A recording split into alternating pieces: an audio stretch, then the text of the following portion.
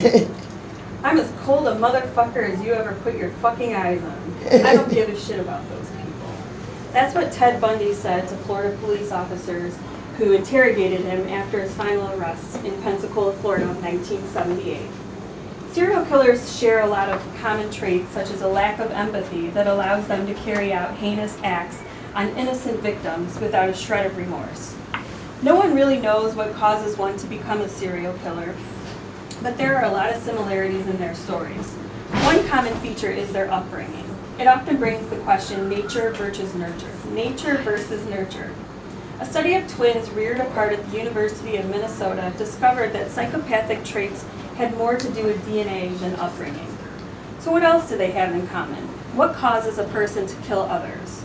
Today, we're going to discuss 3 American serial killers: Jeffrey Dahmer, Ted Bundy, and John Wayne Gacy. First, let's discuss Jeffrey Dahmer. Jeffrey Lionel Dahmer was born in Milwaukee on May 21st, 1960. His family moved from Milwaukee to Ohio when Jeffrey was a child. Early on, Jeffrey was described as a normal, precocious, happy child. Sometime around the move, Jeffrey's parents' marriage began to crumble.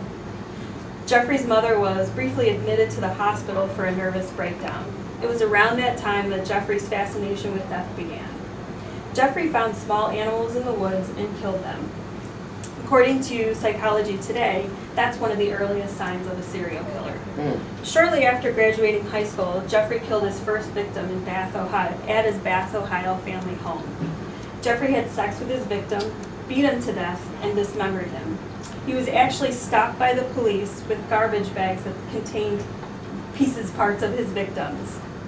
The police officer asked where he was going, and he told him that he was disposing of garbage. Wow. Around midnight, and they let him go. Fueled by his alcohol addictions, Jeffrey claims to have been driven by his homosexual needs combined with his fascination for death. From 1978 to 1991, Jeffrey Dahmer raped, tortured, murdered, and cannibalized 17 men. He was sentenced to 20 consecutive life terms and was later killed in prison in 1994. Yay. Yeah. Unlike Ted Bundy, Jeffrey claimed to have loved his victims, often injecting their brains with acid in hopes of keeping them alive as his sex slave. Zombie sex slave. Serial killers do have a lot of traits in common, but their crimes are vastly different. Ted Bundy was driven by hatred, his hatred for women that started with his mother. Let's explore what drove Ted Bundy to kill. Ted Bundy was born in Vermont on November 26, 1946, to 23-year-old Eleanor Powell. Eleanor was an unwed mother. In 1946, there was great shame in being an unwed mother, so Ted was brought up believing that Eleanor was his sister. Ted found out the truth and he was deeply angered. This is where his distrust of women began. Ted has had issues with shyness and confidence. While in college, he found a girlfriend, Stephanie Brooks. Stephanie was a beautiful brunette who liked her long hair parted down the middle. Like Jeffrey Dahmer, Ted was polite and charming, as are most serial killers. However, he had an inability to connect with people emotionally. This led Stephanie to break up with him. This breakup was the catalyst for his killing spree. Bundy selected all women that strongly resembled Stephanie with her long brown center-parted hair. He savagely beat and raped his victims. On June 15, 1978, Bundy broke into the Chi Omega sorority house. Once in, he savagely beat Lisa Levy. He moved to the next room where he strangled Margaret Bowman to death. He came upon Kathy Kleiner, whom he beat as well, but she survived.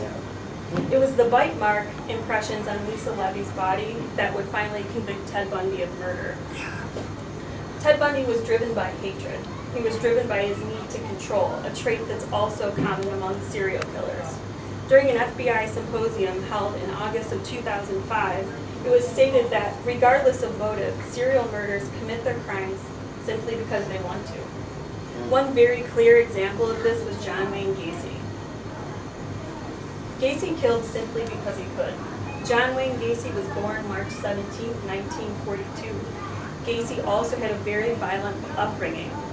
His father was an alcoholic who beat him, his mother, and his siblings.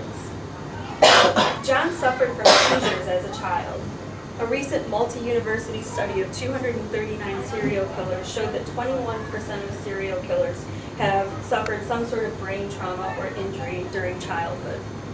At the age of 18, Gacy became involved in politics, working as an assistant chaplain for a Democratic Party candidate. As an adult, John was married and fathered 2 children. Gacy joined the Jolly Jokers and created his own performance character, Pogo the Clown. He performed in places like children's hospitals. Most of Gacy's victims were found buried in a crawl space under his house. John had 33 known victims. He at times would admit the details of his killings, and still others he would deny any involvement. He was once quoted as saying, "The only thing I'm guilty of is running an unlicensed cemetery." Wow. Gacy killed simply because he wanted to. There was never a reason. He supplied no motive. In conclusion, many serial killers have common traits, but their background stories and the crimes themselves remain unique. Although studies have come a long way to help us understand the nature of serial killers, it's unlikely that we'll ever completely have the combination to unlock the code. Right. Wow. Great job. Great job, Ryan.